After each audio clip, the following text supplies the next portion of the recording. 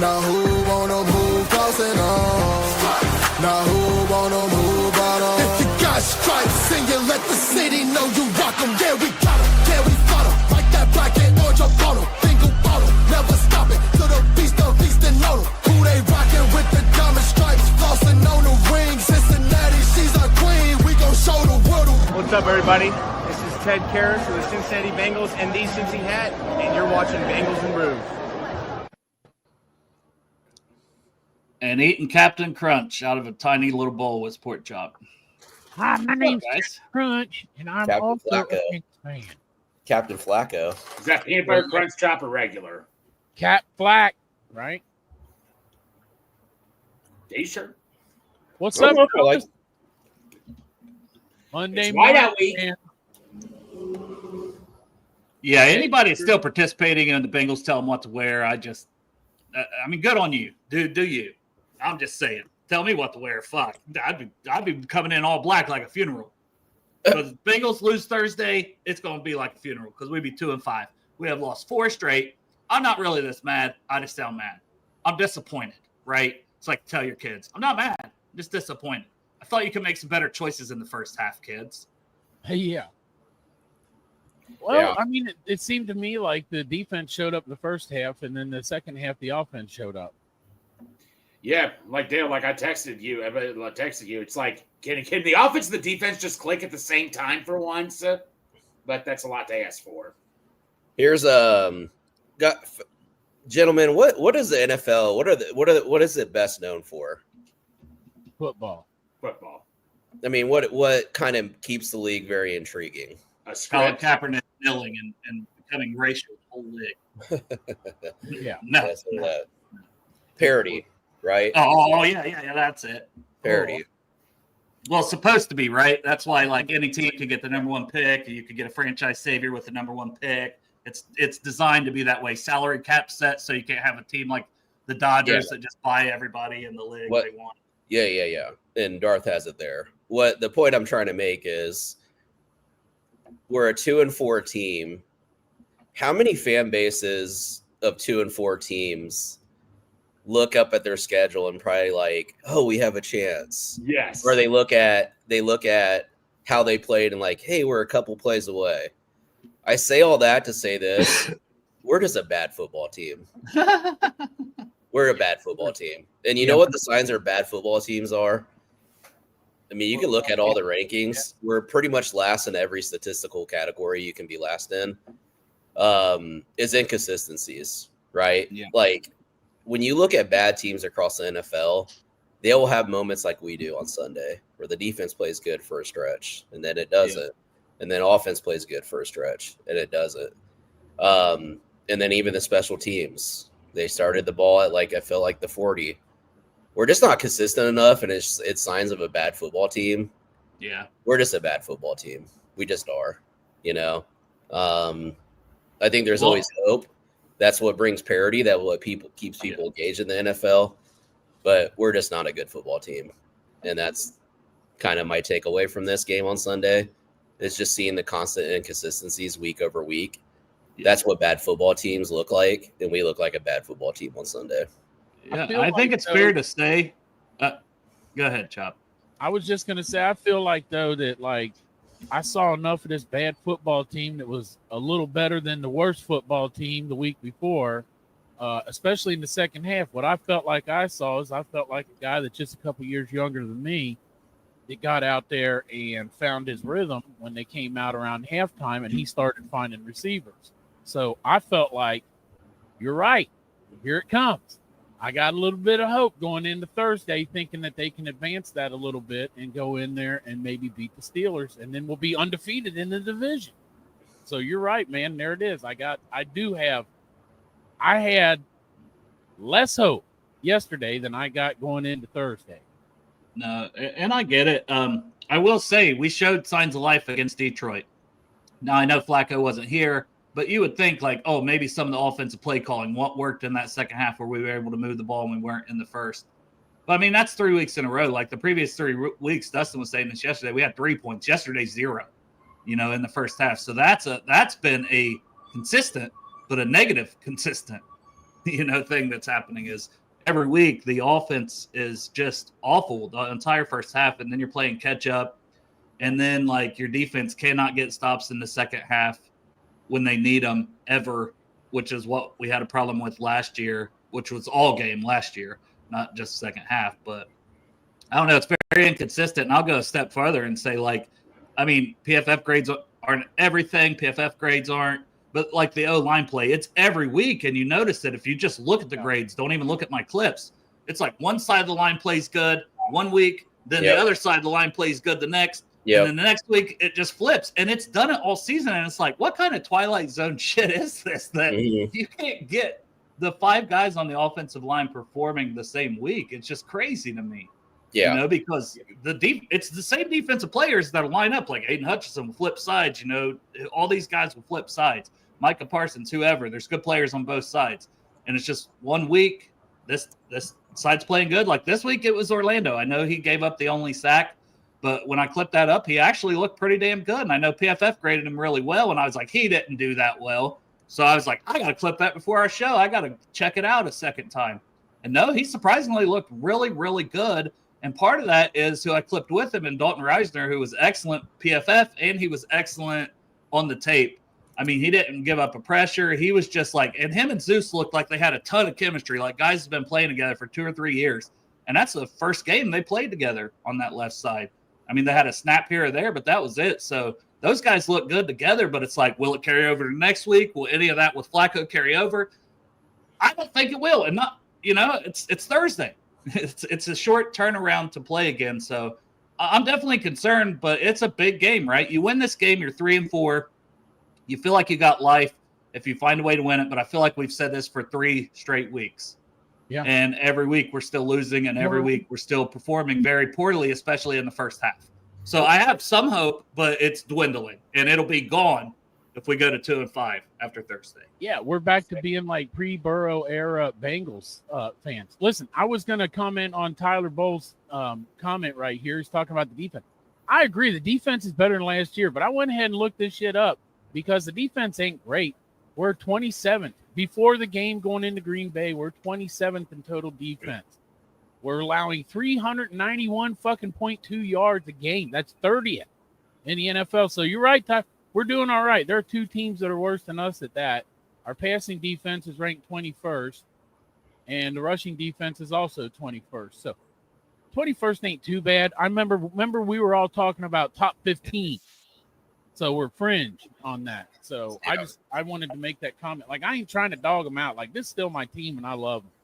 But, like, Dustin started off the thing with truth, and let's just keep it rolling. Greg, you were about to say something. No, it's okay. Yeah, like you want to just kind of piggyback what you said, Flacco. I felt like they didn't trust Flacco in the first half. I know he's only on the team for a couple days, but it was handoff, screen pass, short pass. Just let the guy cook. Just let him go. And once they finally gave him trust second half, bam, we were balling in the second half. That's what drove me nuts. But as I said from the beginning of the show, I'm so tired of seeing offense and the defense trading spaces. Okay, we're good. Now you guys get the lucky whatever. Now we're going to be bad. It's just like, can we for once be on the same page? It's just, you know what I mean? I still love this team. I'm still looking forward to Thursday. I'm partial optimistic. That's just how I am. And it just gets frustrating because we have signs that are there. And, Cam Taylor-Britt, Dale, I mean, there was one play. He guarded him so well. It was just a perfect pass by Love. But, man, the defensive backfield just sometimes – what I'm just fed up with is the missed tackles. Miss. We were tackling people left and right. Chop, your guy, DJ Turner, was the only guy that seemed like he knew how to tackle yesterday in the defensive backfield. Yeah. Secondary was a concern coming into the season for me, and it's kind of come to fruition. Like there were so many open receivers in the secondary yesterday. Turner played great, but good God, like I almost feel like Green Bay probably could have hung more points, if I'm being honest. Like I felt like there was a moment in which, they were trying to make a point in establishing the run. And they did. Like they're the 28th worst rushing offense, and they exploded on us. Our defense gave me flashbacks of last year. Missed tackling, wide open receivers, guys not being in the run fits where they're needed to be. Just a really piss poor effort in the second half. Like that really, because our defense really concerns me now. And that's the worst I've seen Jordan Battle ever play. Ugh. Yeah. I'm not saying I've ever said, oh, he's the greatest thing ever. I thought he's been solid.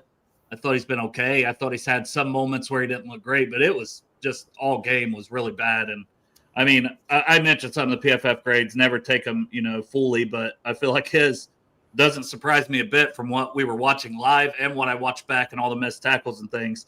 He had a 29.5 overall grade, a 29 in coverage. So, like, he couldn't cover. Tackling grade was 43. Honestly, that could have been worse in my eyes. Like, he missed a lot of tackles, just not in the right spot. And when we got the game down to 6 and had a third down after a Geno Stone sack, we had a chance to get off the field. And it looked like Cam Taylor-Britt passes it off to Battle. And Battle knows the guy is getting passed off to him, Matthew Golden. So I know some people want to put that on CTB.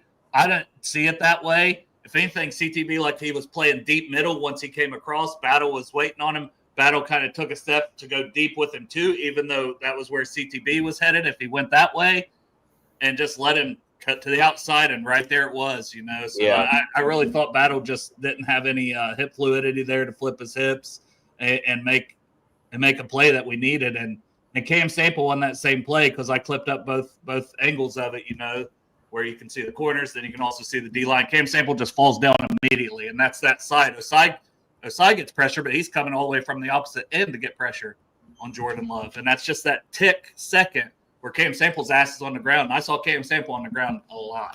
And that bothers me because I don't think he deserves that many snaps. I mean, he had one where he should have had a sack.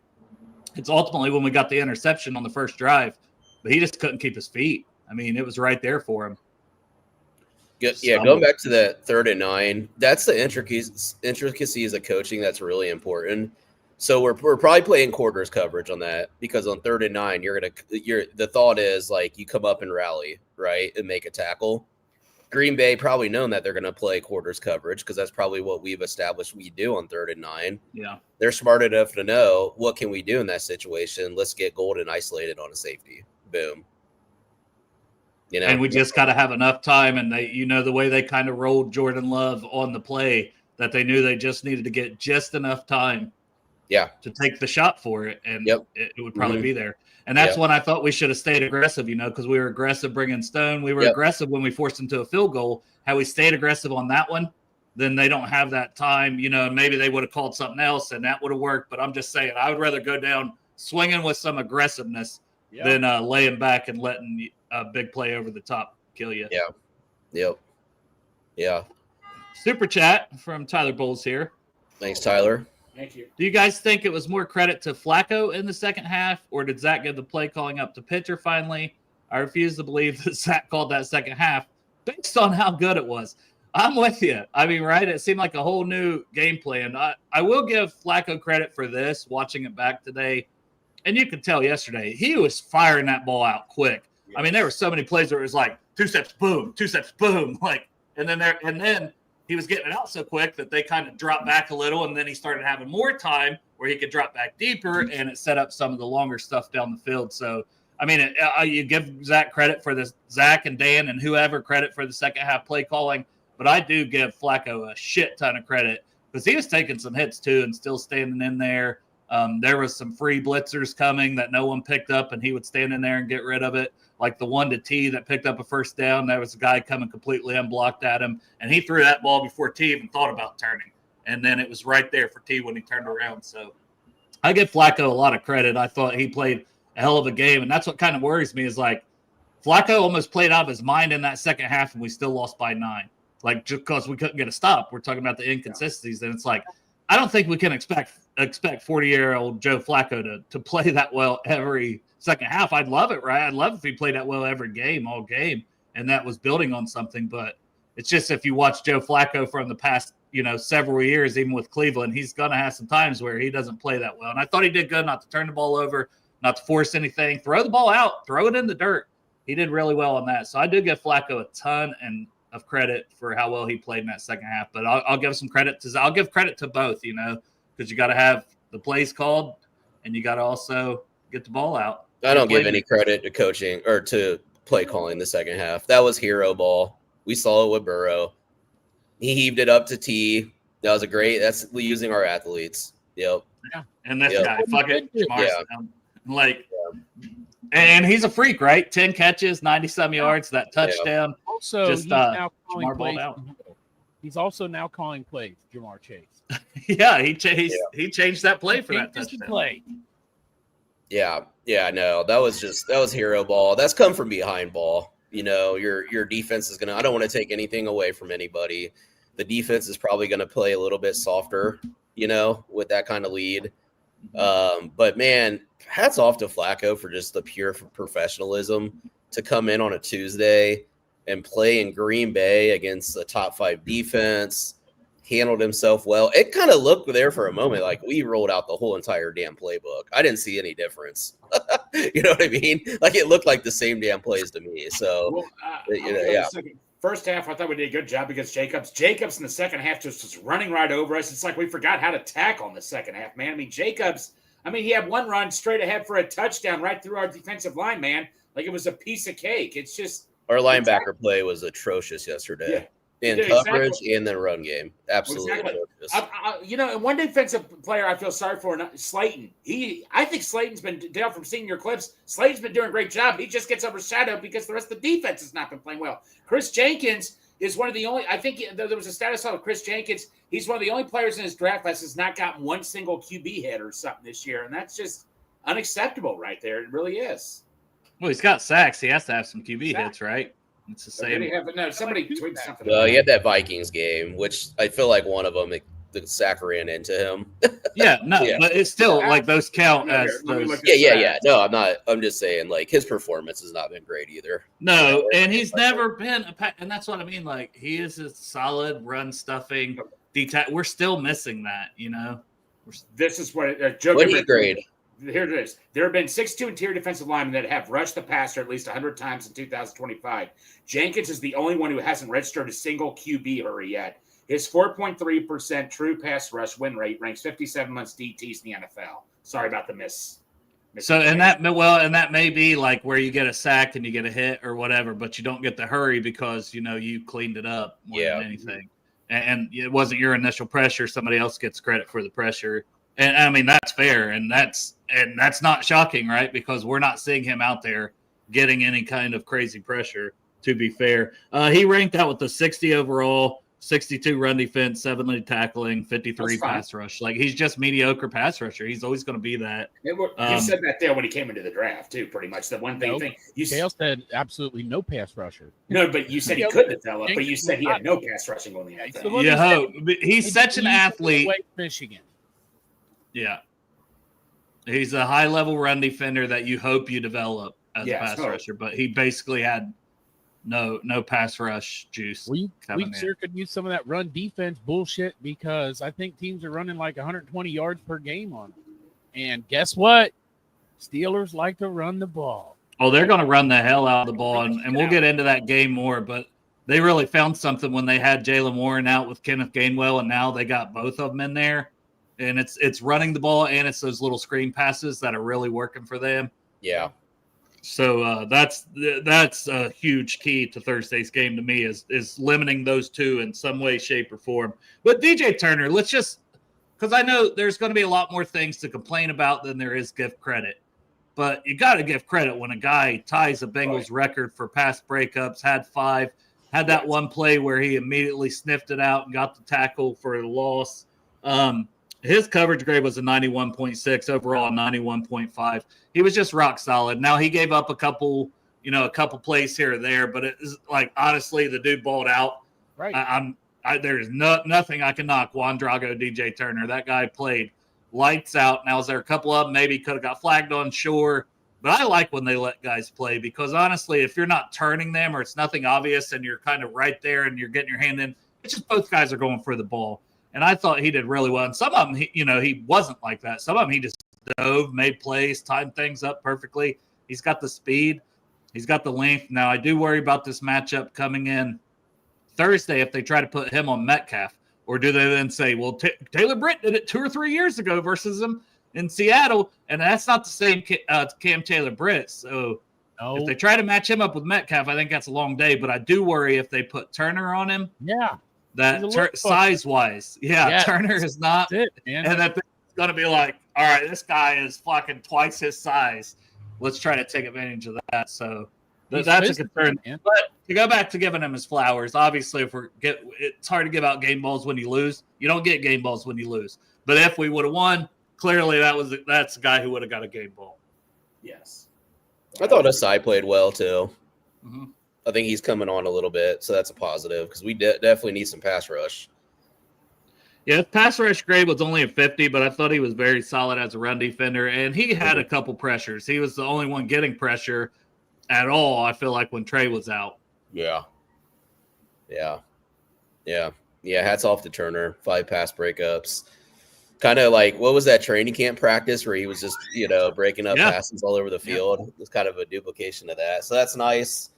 The bright spot. I don't think Dax Hill was tested a lot yesterday.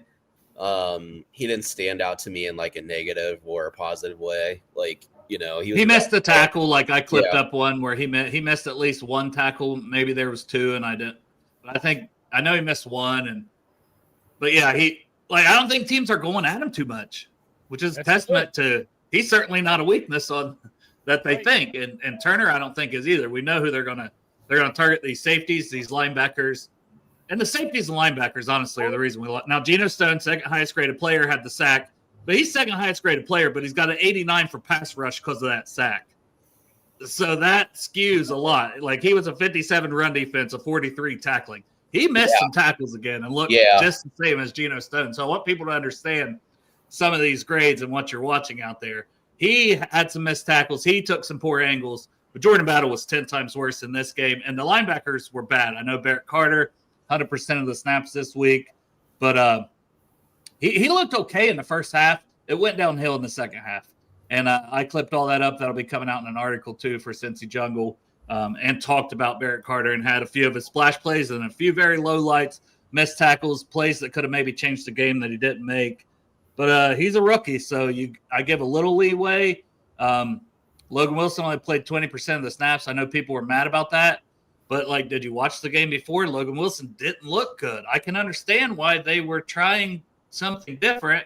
Now, maybe you shouldn't go 120. Maybe you should, split things up a little bit more than that. I like keeping everybody fresh personally.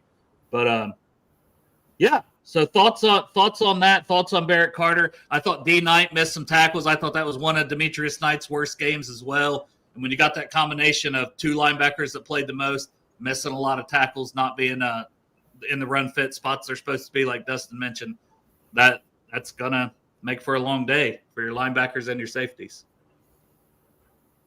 I thought I read something where it said Logan Wilson didn't even step on the field in any defensive snaps in the second half. Like he played on the special teams, but he didn't even play a snap in the second half on defense. Is that right? He might not have, because he only played 12 total. It was 20% of the snaps. He played 12 total. He was in there for, it says 8 run defense snaps, 3 in coverage, and 1 pass rush. So he was probably in there early against the run when they thought was obvious running downs the most. And then the second half, I don't guess he got on the field at all. I mean, it's sad for him. I really like Logan Wilson and what he's done in the past, and I don't know what's happened to him. It's the same. I mean, it's all over the team, like you talked about Orlando Brown earlier, but it's just sad to see some of these guys decline. Like we've seen it from Logan Wilson for the last couple of years. People have been talking about how he's not playing as well. Signed that contract, and after that, it was just he had a baby. So, and then Al Golden comes, and we're like, man, this was his dude. We went to the Super Bowl with Al Golden, and Logan Wilson was his linebacker, him and Pratt. So we had great hopes. And then last week, man, Barrett Carter starts over Logan Wilson. Although I knew that was happening, but I did notice Logan Wilson was in on the very first play. Yeah, right. So, because I knew that people were talking about how Logan Wilson wasn't going to start, and then I saw him out there the first play, and then that's about it. So it'll be interesting to see going forward. I know Al Golden, and I know this pretty much from Dustin. I heard you talk about his defense. He likes to run around a lot. He likes these guys that just are all over the place, and that when you put them out there, the offense doesn't exactly know what their assignment is because they'll just go into something else. Is that? Well, I am very frustrated still with dropping the guys back in coverage. We got a pick on that one, and it worked out. But Trey was in the fucking end zone in coverage on that when that pick happened. Go ahead, Dustin. I just had to mention that. No. I mean, I guess part of this is like you're working with rookies. There's going to be learning experiences. They just got to get up to speed quickly if we're going to do the things that we hope as Bengals fans, but when you play rookies, there's going to be inconsistencies, man. And it's just like when you have players fall off, it's part of the NFL. You got to have the foresight. Holding on to players too long, I think we talk about player acquisition. I think there's a challenge here with the Bengals of holding on to players too long too. Yeah. We saw it with Kappa. We're seeing it with Wilson. That hurts your team because that's a roster spot. That hurts your team because that's a salary cap that money's being taken up on, as well.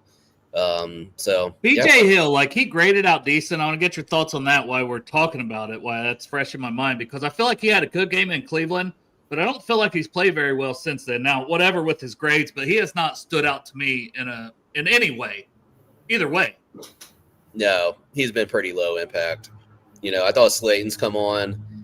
I think Osai's coming on. I mean, obviously Trey is there. But yeah, I haven't seen much from BJ Hill. For what I remember from yesterday, they were hitting those duo blocks and just destroying our guys in the middle. Yeah. And I think BJ Hill was getting the victim of that. So he was getting doubled on those duo blocks and just completely destroying those guys. So yeah. It's definitely something for me to look back at closer, but I think you're right, because I feel like every time I would see Slayton, he was still doing his job, which is sometimes taking on doubles, filling his gap, but the other guys weren't making plays. And I feel like the other D tackles sometimes is getting absolutely blasted out of their run fit, their gaps that they were supposed to hold. Gap integrity for BJ Hill. I feel like. LaFleur's got a magnificent run game scheme. So I think, once Josh Jacobs is one of those backs, once he gets going, he is hard to stop. He just gets in the groove, and all of a sudden he's bouncing off of tacklers, bouncing it outside, hitting the right gaps. So yeah. Well, I mean, Jordan Battle fucking rode him like a horse for 15 yards down the fucking field. I was just so disappointed in how bad Jordan Battle was playing. And I don't want to just focus on him, because Demetrius Knight I didn't think played well. I thought Barrett Carter had a bad second half, but I thought his first half was okay. He made some plays in the first half against the run game especially. And I was like, okay, there's a little something there, but he fell off completely in the second. But Battle was so bad, and fucking there's just so many guys that just missed too many tackles. Knight, Carter, Battle, all these guys are just and they come in so high, and there's no discipline. There's no there's no technique to what they're doing. They're just coming in woo, ole, ole. I always say it's just all game long. And then when we drop these DNs in coverage, why the fuck do we have these 280-pound defensive ends that we love that body type, but we're going to drop them in coverage all the time? Damn. Well, guess what? When they're out in space and the other team catches the ball, you're asking those guys to tackle out in the open field. That's just a bad idea. You're just giving the quarterback more time to throw the ball when you drop those guys in the coverage. You're giving them more time to throw. Somebody's going to be open. When you get all that time and you're running around, somebody is going to get open. That's one thing I didn't like about Al Golden coming in, that he drops this guy. I did not read one thing where I say, he likes to blitz his guys. The other guy that came and interviewed for us, he actually likes to blitz his guys. That's the guy I wanted. Graham, I think his name was. He likes to blitz the hell out of his guys. That's why I wanted him. I'm not trying to get on Golden. I still think he's good at developing players. One thing I did not like was how he has his guys play, his defensive ends play defensive back. I'm tired. I'm tired of the prevent BS on defense. And if you're going to have these guys drop in the cut, you need to have edge guys that are basically linebacker, the Abdul Carters of the world, right? I know that's the highest level possible, is an Abdul Carter who plays linebacker, but a Jalen Walker, guys like that. Even a Mike Green, I think maybe, though you never saw him do that as much, but size wise, I don't know, man. It's just, and we'll see, right? This is Golden's first year, and we'll see. That's why I always wonder, okay, if this is what Golden wants to do, and then are we going to get to the draft and Duke's still going to say, no, I want 280-pound defensive end. And Golden's like, well, I'm going to go back out here and I'm going to have this 280-pound defensive end drop into coverage because this is how I like to do things and disguise it. And if they're not on the same page, like, I don't know, then that's a problem, because I feel like what he's running is built for the smaller, faster edge/linebacker types. And do you change to a 3-4 at some point? I was gonna say it feels a little 3-4-ish. Yeah. Like we're almost morphing into a 3-4. I know, like Minnesota, people had complaints. We were playing quite like a bear front to stop the run, so it's like your linebackers do gotta, or like your edge guys do have to drop in coverage in those situations because you're playing with a 5 down, unless you're rushing on 5. But really, the design there was stop the run. There could be a little bit of that, but there could be a little tinkering how he wants to use the personnel. You think at this point he would kind of know, though, but it does feel like he wants to kind of morph into like a hybrid 3-4, to be honest. So well, we had Lou here. Didn't he kind of have like a hybrid? He did that a little bit sometimes too, didn't Lou? Because I would read sometimes he would do that. Like Sam Hubbard, he was great at dropping back into coverage at times. But like Dale was saying, we're drafting these guys that are 4-3 guys, but then Golden wants to put him at defensive. I would not drop Sam Hubbard in coverage either, Greg, to be fair. He's another 260, 280-pound.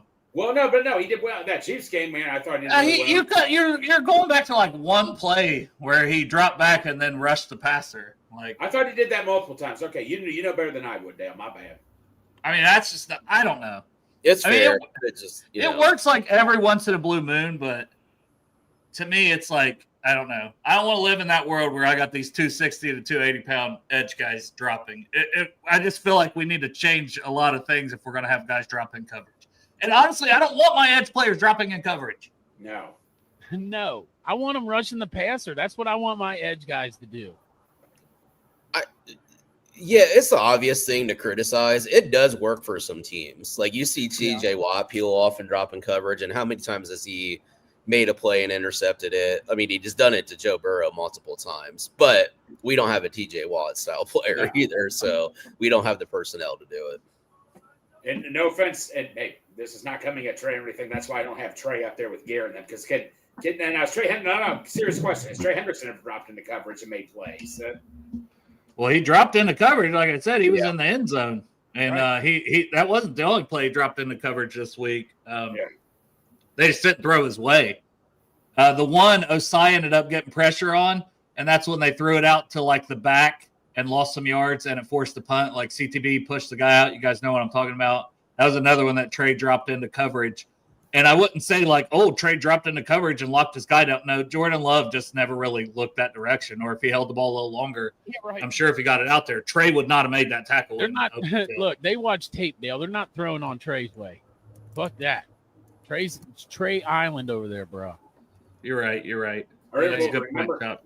Remember, Dale, we had the old Bengals defense from 2014-15, not just Geno Atkins. You had Michael Johnson, Carlos Dunlap, who could bat those passes down when you were rushing them at the line of scrimmage. They didn't. Did Mike Zimmer put them into coverage? No. He had them rush the quarterback and bat that pass down if they couldn't get the sack. Hey, I don't know. If you're winning, I guess we don't talk about it, right? And he was dropping those guys in the first half, and the defense was playing good. So I guess it was working then, right? So Dustin, I guess it's a fair point. You're always going to bitch about when you're losing about everything. But yeah. I mean, we're not the only defense that likes to do that. I feel like we we are. I mean, I just don't know if we have the personnel to do it as well. Yeah, I agree. I get the idea of it. I just think we don't have the personnel right now.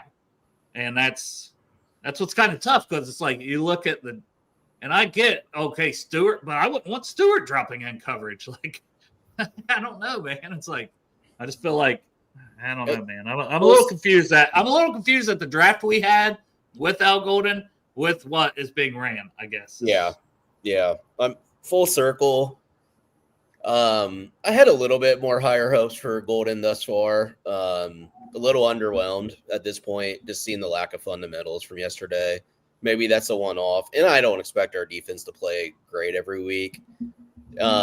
This gets into the whole talent equation. We just don't have too many playmakers, things like that. There's a lot that goes into it. again, that's Well, all. you Like, put all your money into the offense, Yep. for the most part. yeah, and that's where it's like full circle back to how I opened it. It just feels like we have the recipes of what a kind of a bad football team is, and we just need to. I don't know what the future looks like. Yeah, Be better. yeah. We need Joe Burrow. No, we have a team that was built with Joe Burrow Yes. Yeah. at quarterback. And when you don't have Joe Burrow at quarterback, it's very obvious. And I thought Joe Flacco did his best Joe Burrow impersonation of fuck it and made some plays, throw it up to these guys in the second half, extended a play. And shout out Dalton Reisner on that 2-point conversion. Yes. Yeah. And he's in. I don't know if you guys saw where I clipped that one up specifically too and shouted it out because I was like, holy shit, that's a hell of an effort by Reisner. And that's Parsons. He comes back and gets just enough for him to Flacco to find the guy and make the play.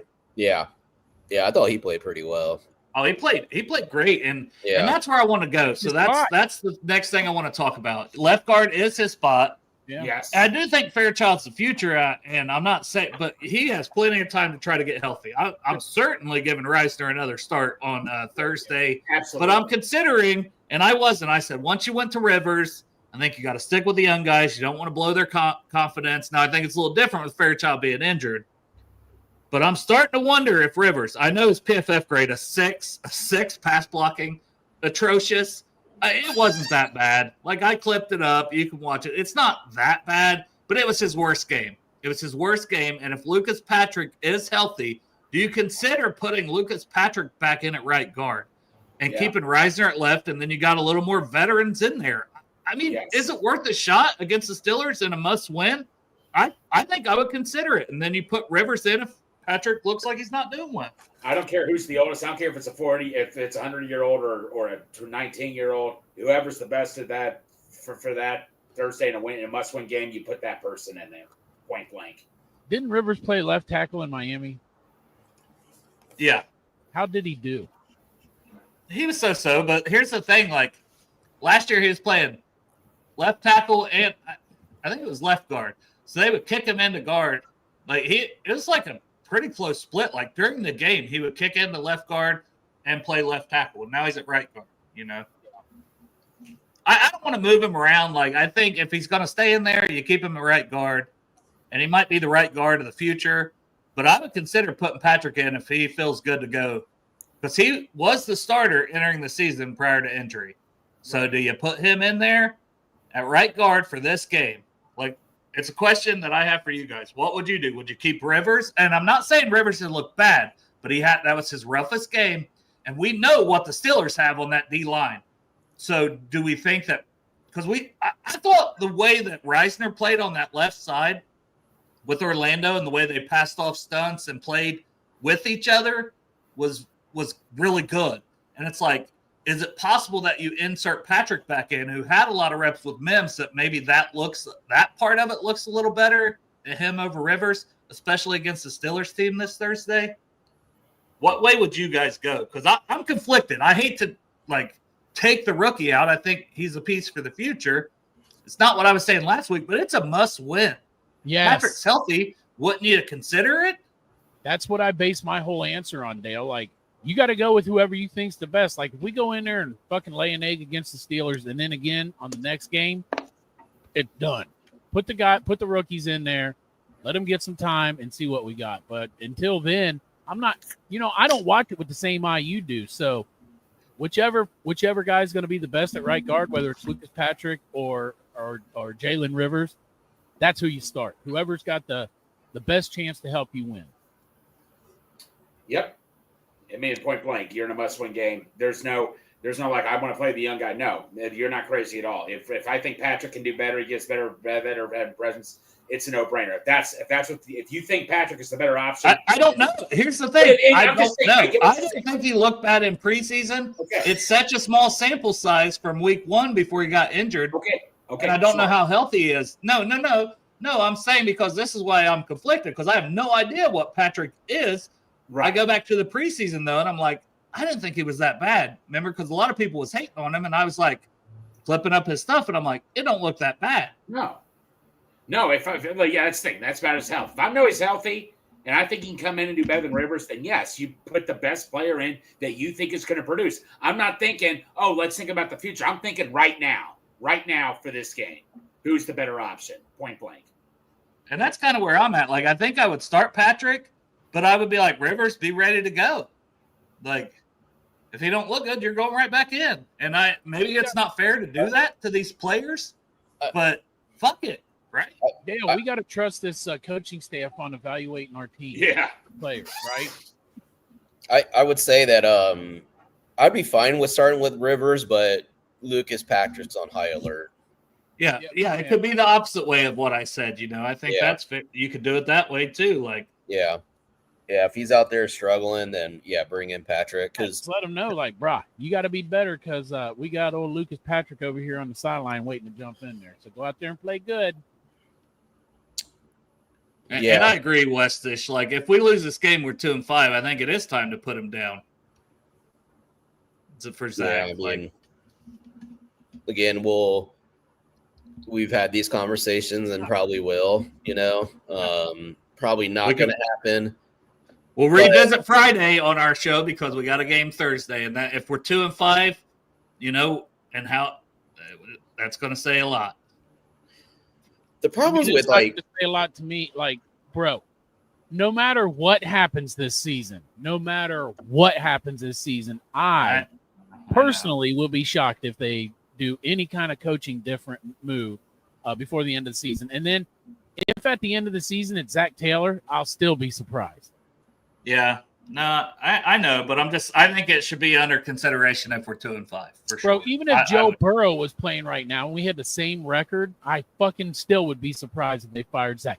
Mike Brown does not fire coaches. Coaches can, like, if you want to raise your family in a city in the Midwest and never have to worry about switching your kids on schools, they can go fucking kindergarten through 12th grade, maybe throw in some fucking college, come to Cincinnati to coach.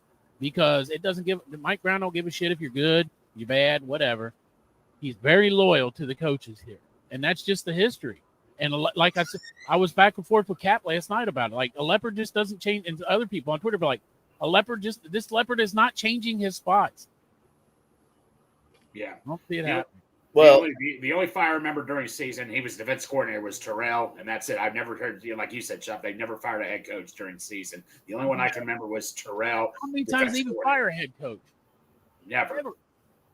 Yeah. I think why you see colleges even hold on to coaches and NFL teams is they're so scared of getting it wrong. They're so scared of getting it wrong, the coaching hire. I'm not sticking up for them. I'm just saying that's why you don't see changes very often with a lot of organizations. They're the ones that do. They have a coaching career. Like Aaron Glenn might not make it through the season. Well, we saw Tennessee fire Callahan. It's a yearly thing for them, and you don't want to get to that. Yeah.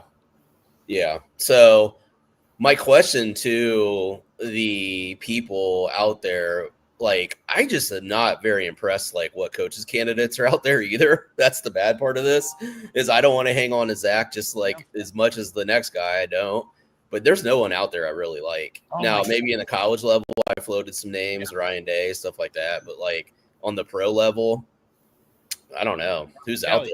But Dustin, you know what's always out there? Midwest Best Barbecue and the Chop Shop, proud sponsors of this show. They're always out there, 100%.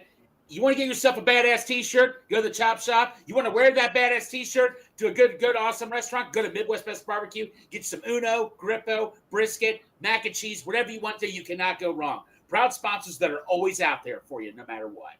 Go ahead. Greg is starting to take off. A lot of people are calling my shirts. They got a name for them now. Bangers. Yeah, they call them they just call them Banger. Yeah. Fair. All right, man. I got my new Stone Cold Chop Shop T-shirt, and I fucking love it. Love it. Love it. It's like Halloween, too. No, I'm wearing it on Halloween. I told Chuck that. Yeah, what else you guys want to chat about? I know we got So I slept all day. Do we have an injury update on Trey? He might be playing Thursday. It's not as threatening as we thought. That sounds like my history. MRI came back good, and there's a chance he play. It's definitely not long term. We'll see about Thursdays, pretty much. what I saw. And Gesicki's out for a while. He might be out for. Yeah, it might be a season ender. And It probably is. But one thing, though, I'll say this that maybe you start laughing. They asked Mike Tomlin, what was your take on the Flacco trade? He's like, that makes no sense to me, trading a quarterback you thought highly enough to start for the starting season. Trading to a division rival. They asked Zach Taylor that question. He's like, I'm happy. That's just all I'm going to say. So that did Cleveland shit. Yeah, that was. I didn't understand. That just made Cleveland look like Mike Tomlin's going to really fucking hate it if it happens that we win on Thursday because that was another fucking W in his fucking Did you see the end of Tomlin's press conference? He's like, y'all annoying me today. He was snarky today in his press conference. Always snarky. Big time. He's probably just trying to send that message to his team as well. Yeah. You know what I mean? Like if you guys don't take Flacco and the Bengals seriously, you'll go out there and lay an egg on Thursday. And they're 4-1, you know. It's one of those things where like your team's filling yourself. You don't want them to just be like that. Ryan Day is doing that like crazy with the Buckeyes like this season. Like nothing's good enough, you know. So I kind of get that because you want your guys to stay hungry. And it's great if you can do it and keep winning. You know what I mean? That's only going to help you throughout the season. And I'm sure Tomlin knows, like, we've gone into where we've lost the game and it snowballed the season. I mean, he's not dumb. Like, we all see it. Yeah. It's happened to him lately. So he's probably trying to guard against that. Like, hey, things are good now, but you guys have to be on top of your game. Yeah. So I don't think it was anything crazy what he said.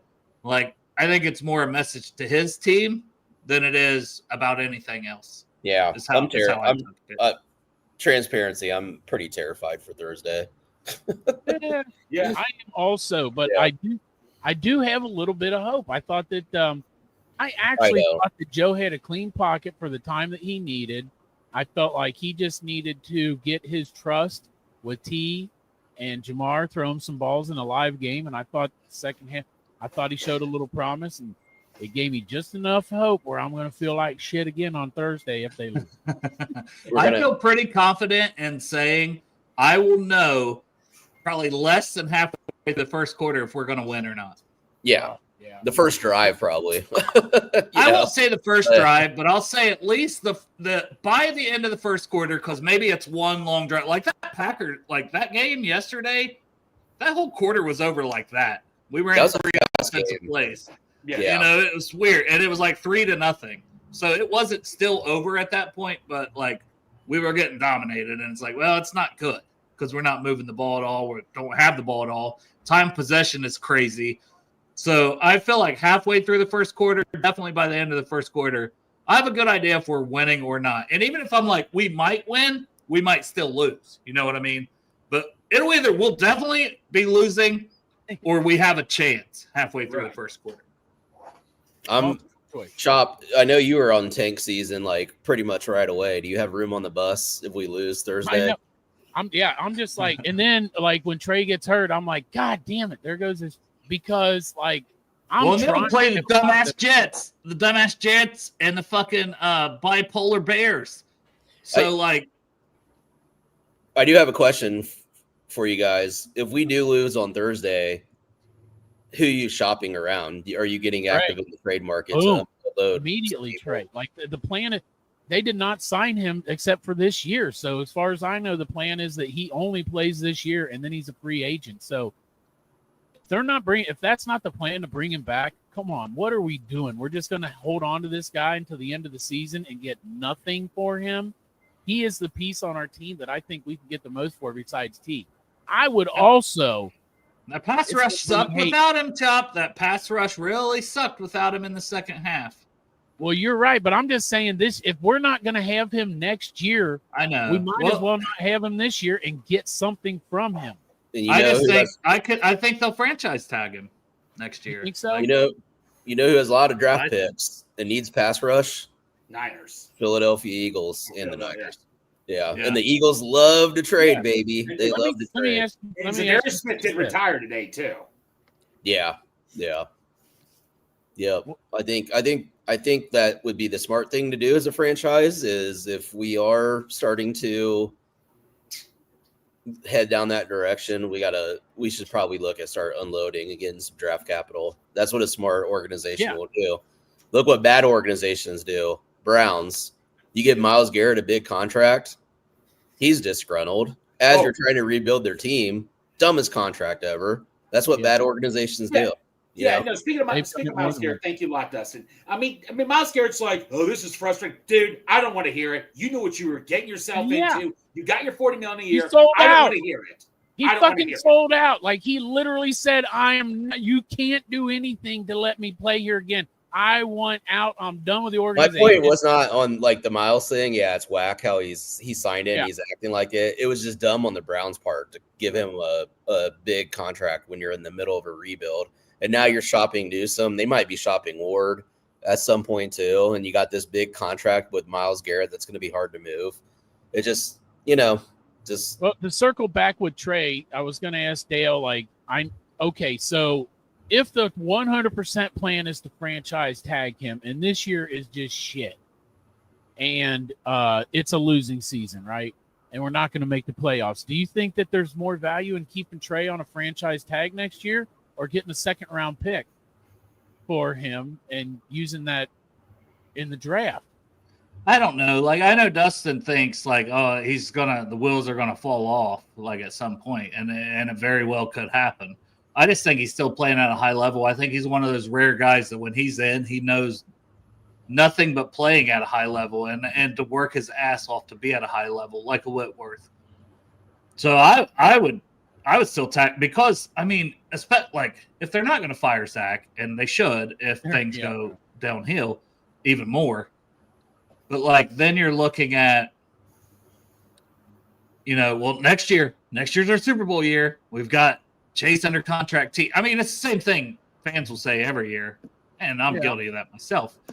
But you'd want to have Trey for that Super Bowl run, then that second round pick that might be who?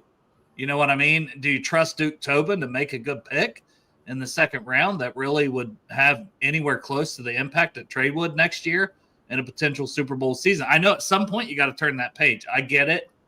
For me personally, I would still stick with Trey. I would pick with the one right? Dance with the devil Like, I don't know. That's me, but I can understand it from the other side too. I think that the thing is, though, that if you don't trade Trey, you're just assuming and hoping that they franchise tag Trey, and that also I think Trey would play on the tag, but there's a lot of pieces that you got to kind of hope for and wish for that aren't concrete. And I like things that I know what's going to happen. So, like, I guess this with me, like, if you trade Trey, you know what you got. You know you got a second-round pick. You know you got a first or whatever it is. You know what I mean? I do agree the team's better with Trey. We saw it yesterday. When he went out, there was no pass rush. It disappeared. Yeah. Trey is the difference maker on our defense, Yeah. He's on. I thought he was in line also, once again, to have another 17.5 sacks this year. Yeah, things as we're stepping in like inside of a front office. These are questions and conversations and decisions you need to make, and sometimes the best decisions are keeping players. Sometimes the best decisions is utilizing them for collateral, to build your team. Oh, Ryan Sparks got a good idea. Let's bring in Bill Callahan to be the run game coordinator. And then we got him here, right? Dale, I think this is a good time to do a mouth dancing episode, and I got a perfect mouth dancing. Well, in a minute, I want to mention our picks, and then I'm gonna check on my dog. But Dustin said, "Are we gonna mention our picks?" And then that's what I was doing. I was tallying up who was the king shit this week. It was me. Oh, whoa! I went 10-2 on my picks. Damn, 2 games still to go. I went really good too. I think I only missed like 2 or 3 games. You went 8-4. Fuck me, I will miss 4. And then Greg and Dustin went 5-7. Damn. Suck. Y'all fucking suck. I picked a lot of upsets. You did. You did. You and Greg both did. I mean, like, you guys had like the Dolphins, and that was close. Like the Dolphins blew it for you I was guys. like the only one that was picking all these random upsets. And well, Greg, you got the Panthers. You're the only one that got the Panthers over the Cowboys. 3 of us had the Cowboys. Dustin, you and Greg had the Ravens. You had some faith that the Ravens would pull one out. 3-3 a half. 3-3 a half. I hear you. The one that we all missed out on, we all picked the Titans, and that's why Callahan's fired. The Raiders beat him. None of us picked the Raiders. And, we should have picked the Raiders, guys. Somebody should have picked the Raiders. That one surprised me. None of it. They were both 1-4. They're both terrible. There were some we all got right. But Dustin, you flipped. You flipped on one. Maybe it was the Bengals, right? Was it the Bengals? Yeah. Yeah, you flipped to the Bengals from the pack. Greg got in your head, and you went with Greg on the Bengals. And me and Chop was like, till they win something, we're going with the Packers. And, had they pulled out that win, I would have been very happy to lose that one and not have been a pick that I won. And then Chiefs won last night against the Lions. Me and Dustin had that one. Chop, that's one you did not have.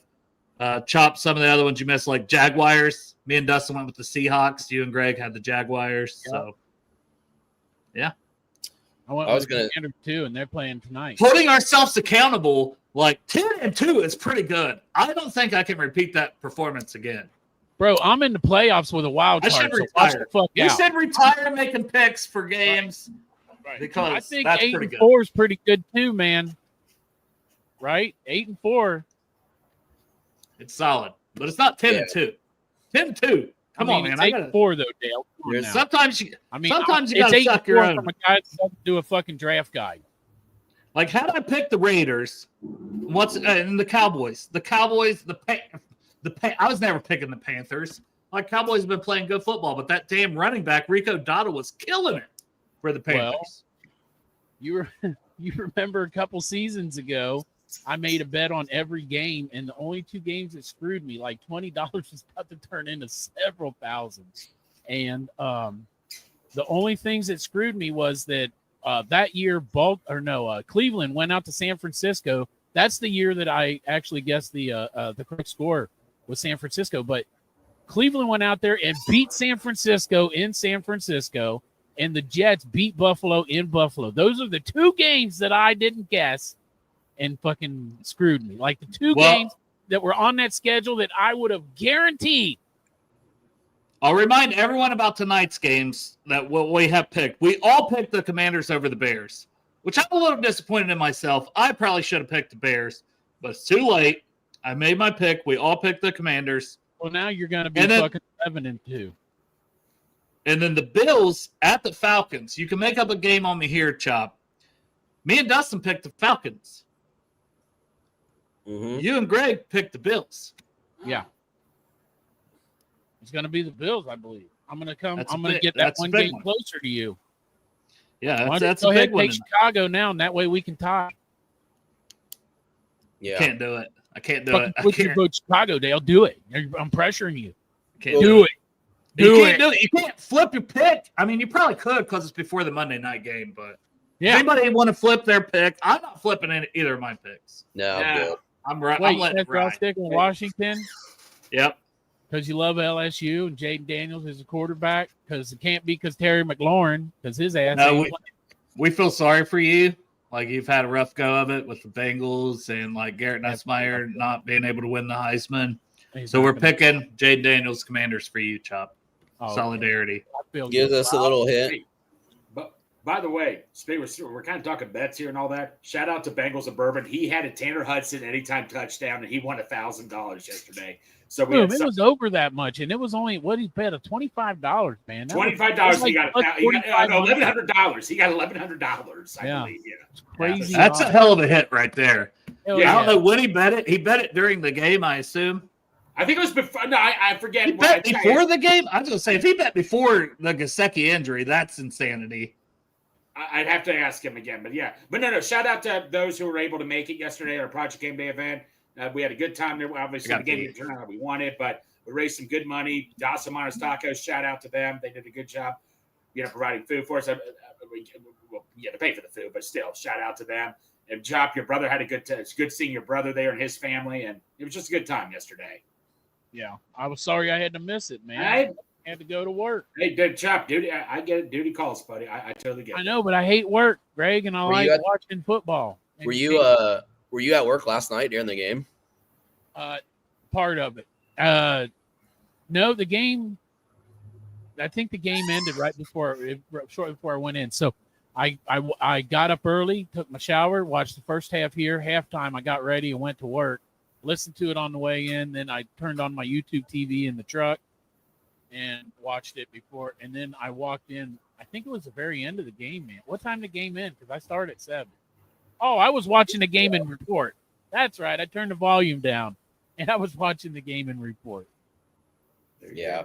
It kind of was a fast game. Like, you look down, it was like already halftime. You're right. Like the first half, I was like, what the fuck? That seemed like very fast. Yeah. And then we actually started the second half with that long 77-yard drive. And how many minutes was that? Was that like an 8-minute drive or something? I know it was long. That was the one that when I got into Big Fancy and I got my radio going, I was late. Like that drive was already going on. And they were like, I think 5 minutes into that drive. Yeah. Something like that. 14 plays. It's probably our best drive of the season, for being honest. I tell you what, man, that second half, to be honest, I don't have the same eye that like you and Dale have. You know, I'm just a fucking layman. I'm just a regular fucking beer drinking, football watching guy. But it looked to me like that second half, I thought it looked like the best half all season, and that's including that first game against Cleveland with Joe. And, you know, that long drive, we did establish a little bit of a running game too. You know, there's a couple sweet plays that worked well. I know Zach talked about it in the press conference. It's just, can we see the carryover? Is it something to build on, or is it there's no transient property, you know, where nothing carries over and, you know, Flacco gets sacked 4 times and throws 2 interceptions on Thursday. I have no idea with this team, you know. Well, Chop, you got to work? No. Okay. All right, Greg. Continue your mouth dancing. We'll talk about the Steelers after. I got high hopes. I got high hopes. I got high apple pie in the sky. Goofy movie. Lighten everybody's mood a little bit. That's the Rock and Roll All-Stars. I saw Chris had a question about Burton. I think a couple weeks ago he was late to a practice. Yeah, again, I saw that. Yeah, I don't think we've talked about that. Yeah, I think they kind of just given up on him, honestly. Like, there's not much you can do with him right now than just keep him deactivated. So and have him return kicks and punts. He did not do bad at that last year. Yeah, I'm with you. Like, but if you're not showing up, it sends the wrong message to the team. Yeah. And at what point do you just cut him? Like, that's what I'm saying. Like, because if you can't trade him, because like Dustin, I know you said you think he has no trade value, and you're probably right. Like, how could he? You know, if he hasn't got his head screwed on by now, it ain't fucking happening here in Cincinnati. He might need to be let go and go to a new team and then get his head right, but it's not going to happen here. Like the thing was that they said not Ocho, but Uno was taking him under his wing and kind of helping him out, getting him straight, and then he's late for practice. So what the fuck? He gives me a feeling of a guy that just doesn't care about football, and there's no cure for that. I think he's in it not for the football; he's in it for the money. Maybe. I just whatever. Like, I just feel like he just doesn't care about football. No, and he definitely isn't trying to get on that goddamn field, do what he has to do. Well, and if he did, and if he did care about football, you would make sure you're not late. It's like the one thing you can't be as late for this. You got to show you're professional during the season. And he could very much have a successful life doing something else. That happens to players a lot. They get in the league. Yeah, I hope nothing but the best, but it's just like clearly this guy has not earned any trust with this organization on his own actions. From everything we've heard, I don't know him. I'm not judging him as a person.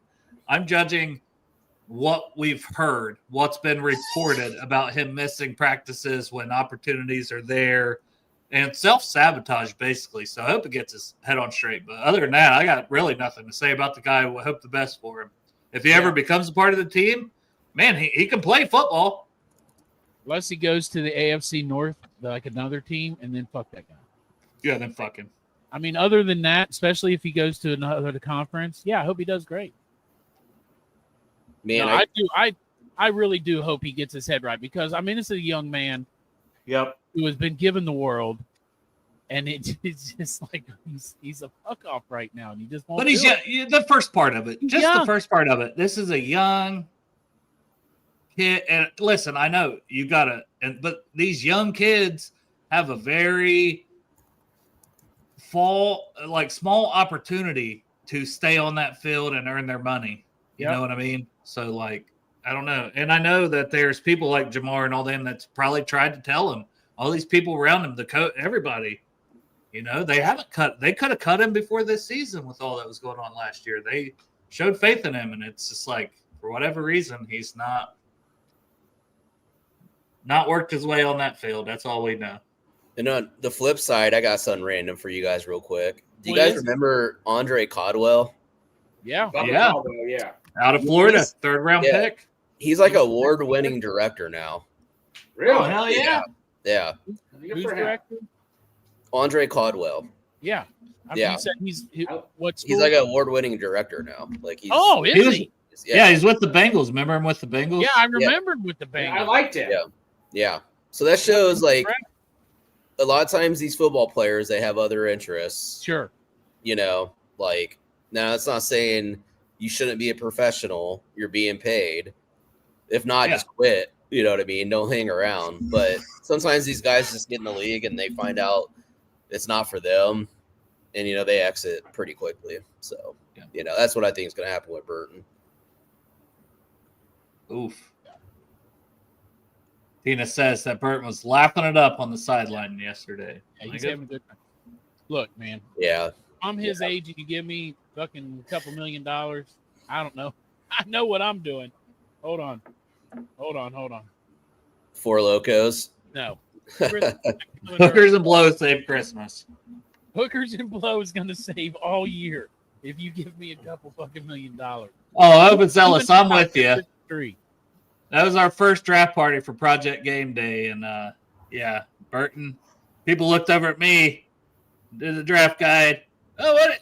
Like, some people already knew what I thought about him, but they knew what I thought. What do you think about that? My face, dude, my face said everything. I like, Tina's talking about, we got to talk about this too real quick. Come on, man. Evan literally made a 67. He set the NFL record and they froze him. Yeah. And I knew it. I said, this man put every fucking bit of leg he had. There's no way he would make it. Yeah, I wasn't. There's no leg left. He needs to rest the leg. And it was short. It was sad. This man literally got fucked out of an NFL record, 67 yards. Good point, Tina. Good looking out. I forgot all about that to bring it up on the show. All right, Steelers, because we don't have a show scheduled. Maybe we do one Thursday for the hell of it before the game. I mean, some of these guys will be going to the game. Dustin and I won't. Unless Dustin, are you going to the game? No. Why? It's a night game. I know. It's only 5 o'clock your time. Yeah, I'm fair weather. I need to see more. You can't come out for 5 o'clock. If I want to book a flight for $500 and spend another whatever on the ticket, I need to see a little bit more. So, I know, but we'll buy you Midwest Best Barbecue while you're here. So there you go, get your ticket. But we play the Steelers Thursday night football, the whiteout game. Greg will be in all white. I mean, he's just gonna have his head out. I will also wear all white. I will still follow the rules. I'm wearing follow the rules. I wouldn't. Following the rules. I don't think Steelers fans will be following the rules though when they're there. No, there are probably gonna be a lot of them there too. That's gonna suck for you guys. I'm gonna be a fuck team. A lot. So hopefully we win, because if we don't, it's gonna get real annoying real quick. We'll know halfway through that first quarter if we're just seeing the towels. They are my. And we're hearing moose. And here we go, Taylor. Here we go with that fucking dumb towel.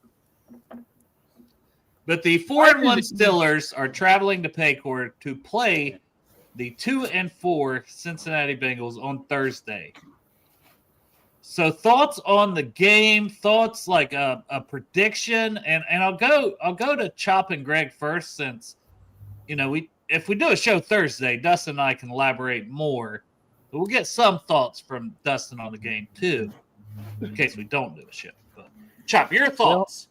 My thoughts are that I have more hope going into this game than I did with Green Bay. So for that reason, I'm going to say 27-31 Pittsburgh. And fuck, I hate it. And fuck you, Tyler Kelly, while we're at it, man. Fuck you, Tyler Does Kelly. that mean you owe him another 100? Yes. Oh man. Yeah. Fuck I you, hope that Tyler don't Kelly. happen for your sake. This motherfucker don't need a job. He just needs Steelers to play the Bengals. Also, we got 240-plus-year-old quarterbacks. That's pretty good. 81 years old. I was wondering. That's a good point, Dale. I mean to look this up. Like, what is the record for the oldest combined age of quarterbacks on the starting quarterbacks on the field at the same time? I mean, I would imagine it has to be that. 81. Like Aaron Rodgers. I know he's only 41. Dude looks 65 now for some reason. All that California sun and that sushi ain't working for him. But he's 41 and Joe Flacco's 40. So 81 years old, man. That's crazy. Yeah. I almost feel like their offense is never going to be world beaters, but I watched all the Browns game against, and it's like their offense is starting to find a little bit of footing, and they ran the ball with Jalen Warren a lot better yesterday. So they're probably going to deploy the same recipe.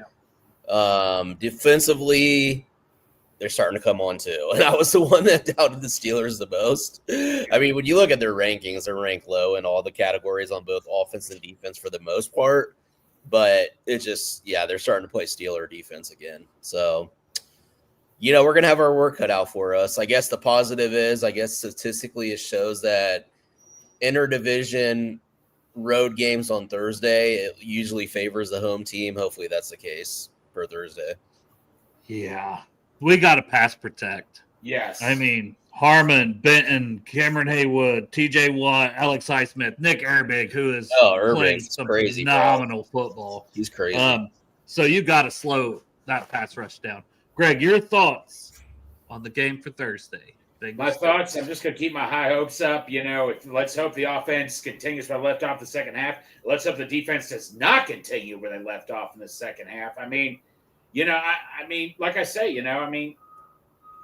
this is a must-win right here. As a positive person, this is a must-win. Yeah. I'm sorry, but I have confidence. I have faith we're going in to win this game. Now, if we lose this game, is that going to stop me from being Mr. Positive? Fuck no. I'll be Mr. Positive till the day I'm buried, pretty much, and all that. So, just how I am. But you know what? I really am truly positive for Thursday night's game. I think we're going to shock the world.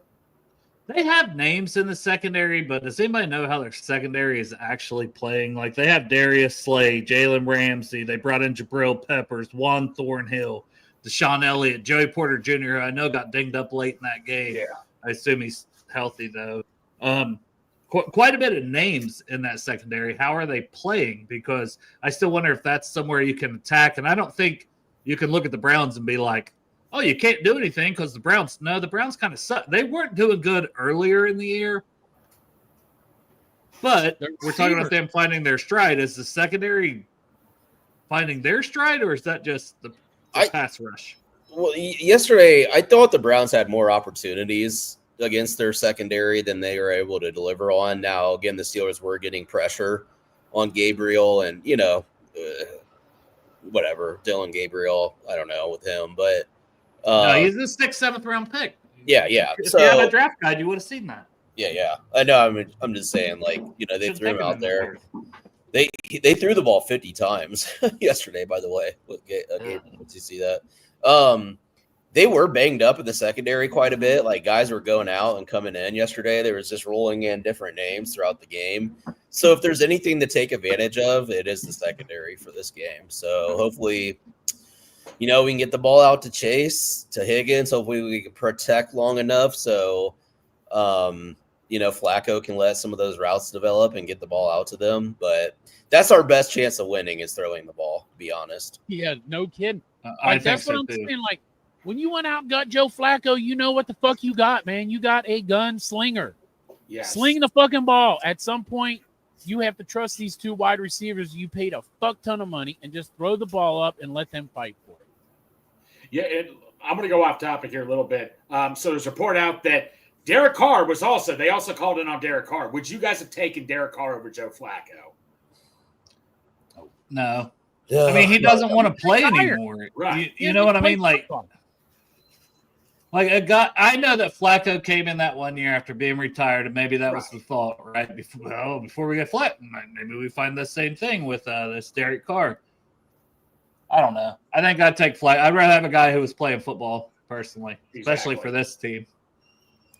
Exactly. That's what I kind of thought. But I did think to myself, I wonder if they did check in on Derek Carr, and turns out they did. But like I say, I'm happy with Flacco right now. I just want to get a quick opinion on that. Yeah, I think on the Steelers offensive side of the ball, it's clearly like stop those running backs. Jalen Warren, Kenneth Gainwell, we talked about it earlier. It's the rushing, it's the quick passes, it's the things they can do with the ball in their hands. Out of the backfield, honestly, because they make a lot of plays once they get the ball in their hands receiving wise. But then DK Metcalf, you can't let that guy go off. You just can't. He's on my fantasy team. I hope he gets 0 points. Yeah, right. I want 0 points from DK Metcalf. I'll tell you one guy, Dale, that the fans keep ignoring. The tight end, Pat. How do you pronounce his last name? Freiermuth, yeah. Freiermuth, and they go Muth. Like right. I called him Freemouth. Freemouth. That guy's sucking everything. Freemouth. He's going to Freemouth. But no, but yeah, that's the guy that always kills us. He drives me nuts every game. He murders us. That's the guy that I'm going to be worried about is him because of how our history with tight ends, and he is one of those guys that gets the best of us. Did one note about the tight ends? They didn't really target Tucker Kraft a lot yesterday, did they? Not too much, but he got that touchdown. Yeah. He got one over the middle for a big gain, but it wasn't like they went to him a lot. Yeah, I was surprised. Yeah. All right. So since the game's on Thursday, let's go ahead and make our predictions. Chop, you already said you were going with the Steelers. 27-31. Well, I mean, we're just for our picks to roll into next week. We'll do the rest of them on Friday, but we'll go ahead and do this one today for the Thursday night game, especially since it's the Bengals. Man, I'm gonna be a jackass, and I'm gonna pick the Bengals. Okay. Fuck it. We need it. You know, if I miss the pick, fine, but don't let me down, Joe Flacco. Don't let me down. Man, please, God. Please, Joe Flacco. Man that I fucking hate so bad because you were a fucking Raven for so long. Fuck you. But please, God, go in there and win a game. Flacco. Elite Flacco. I don't know why I'm picking the Bengals. Honestly, I was a front runner. That's why I went 10-2. Front runner mostly. Some of the 50-50 games, I went a little, I went like Seahawks, but I don't know. Greg, who you got? Bengals, Steelers. Okay, I'll say this how it ends because he's been driving me nuts. He's finally going to screw up against us. We're going to win 35-34, and that kicker for the Steelers I've hated for so long, who has hurt us so many times, I'm going to see he's going to miss an extra point, and we're going to cheer him off the field. So I'm going to go 35-34 Bengals. Are we going to cheer, or the Steelers fans going to be booing since there might be so many Steelers fans? Yeah, there you go. Well, Greg will be cheering him off the field. Yeah. I won't be cheering him off there. I'll be cheering that we won. I don't cheer for a play. I'm cheering him that we won. You actually might be booing with the Steelers fans. I'm like, you suck. Yeah, fuck you. Yeah, but that Steelers kicker's driven me nuts for years. I couldn't stand him for years. He's gotten us too many times. This is the time we finally come at him. No, that definitely tells me he's hitting a 65-yarder to win it in a tie game. 67. No, they're probably going to do 67 just to fuck with us. Just to break Greg's heart. Just to fuck with us. The whole thing. Boswell, Boswell's probably watching this right now. He's like, I'm going to get Greg. Probably. Yeah, you better make sure your door's locked, bro. Yeah. All right, Dustin. I'm just gonna pick the Bengals. I can pick my God. I can't believe I gave you a chance to get up on me for next week on these picks by picking the Steelers. Yeah. I'm gonna go Bengals 28 to Steelers 20.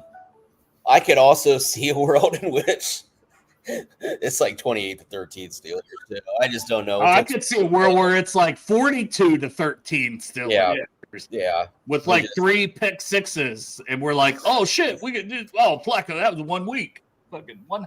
Yeah, right. I know, that's what I'm scared of. It's just having this we're all excited about Flacco, and I agree. the shit, you know. Hey, So, Dale, you want to bet $100 on it?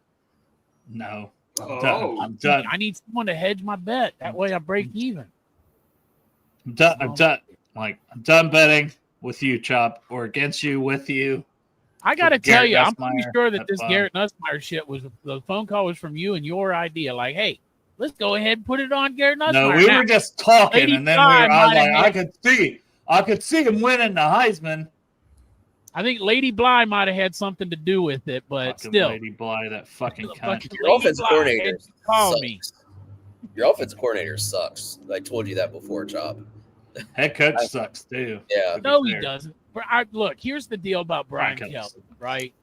The guy's a winning coach. He's just the thing I don't like about him is I just don't think he's truthful. I think that Garrett Nussmeier's hurt, and I don't think he's been truthful. I think he's let things slip through, something about his hip or something. But he's full of shit, man. Just fucking put the cards out there and let us know why the offense sucks. And Yeah. that's my LSU take. Arvell Reese, Ohio State, good at football. OH.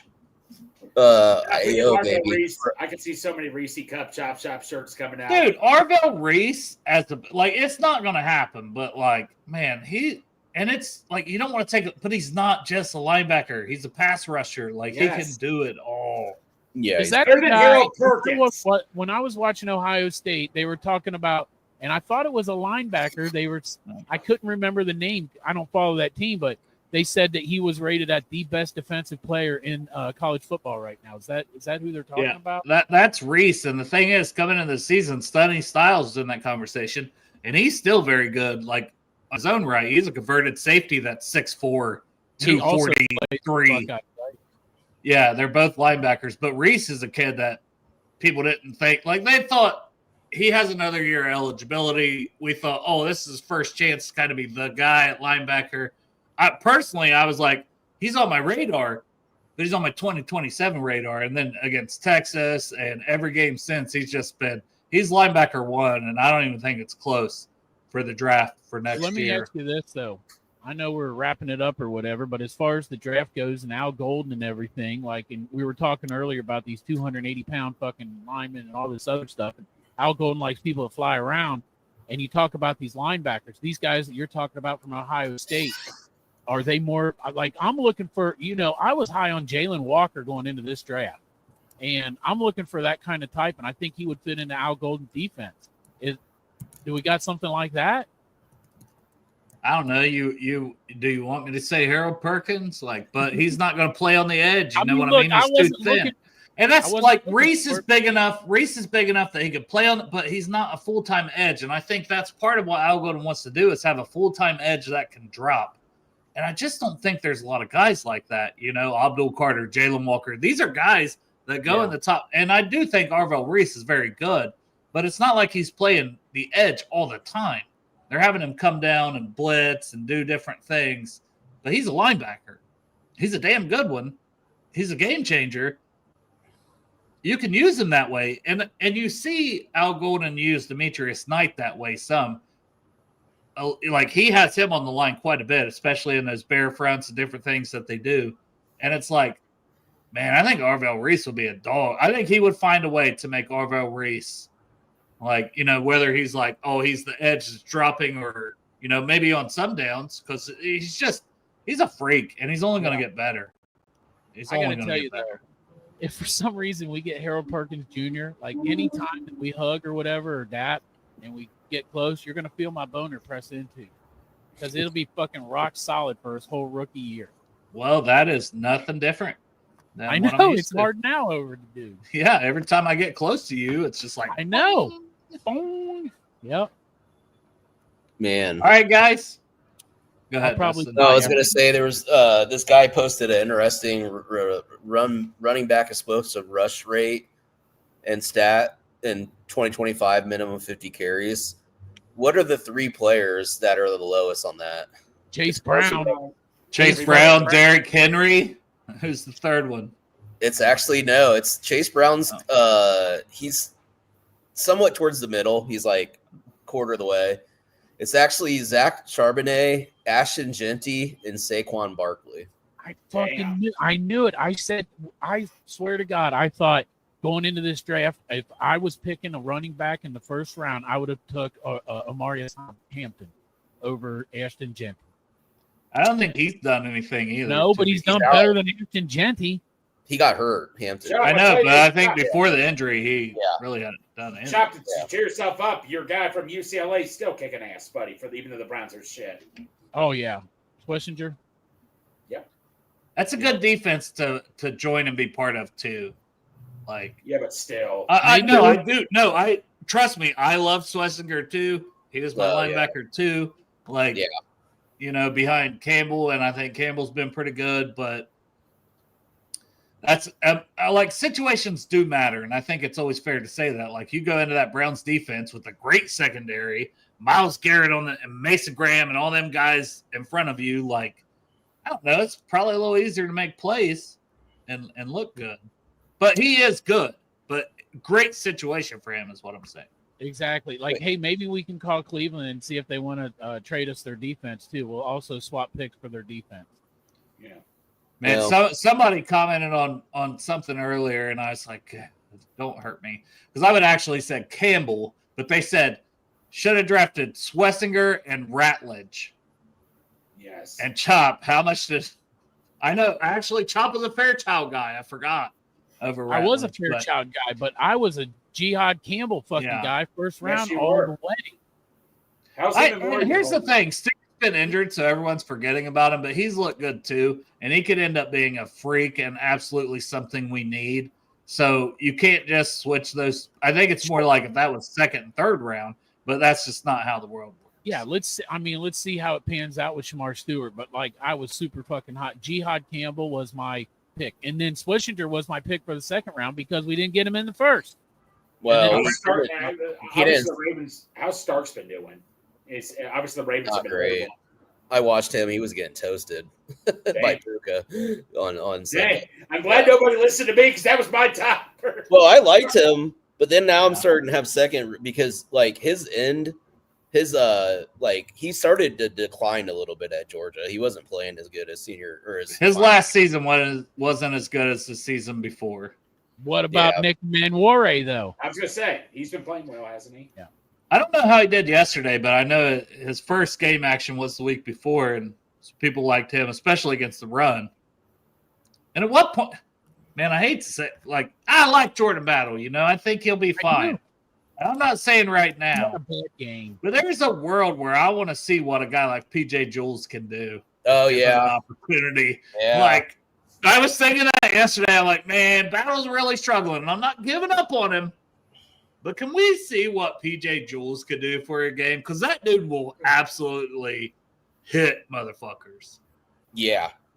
I agree with you on that. I totally agree with you on that as well. So, like, it might go down in flames immediately, but there's just part of me, like, if the season goes downhill, can we see what this kid has and let him start a game?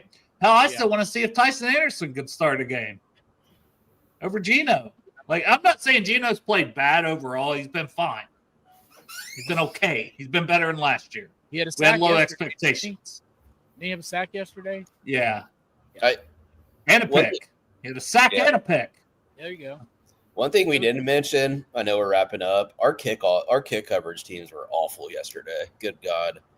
Well, and in the reverse side, we can't return anything. Like, we're starting at the 25. We're getting penalties. We're not getting explosive runs from Charlie Jones. And they're starting at the 40 easily every time with a chance to break a lot of those. Yeah. Every field. I mean, we just handed them field position at like the 40. Like every, oh God. And I texted on that last, when we got down by, down by 6 or whatever.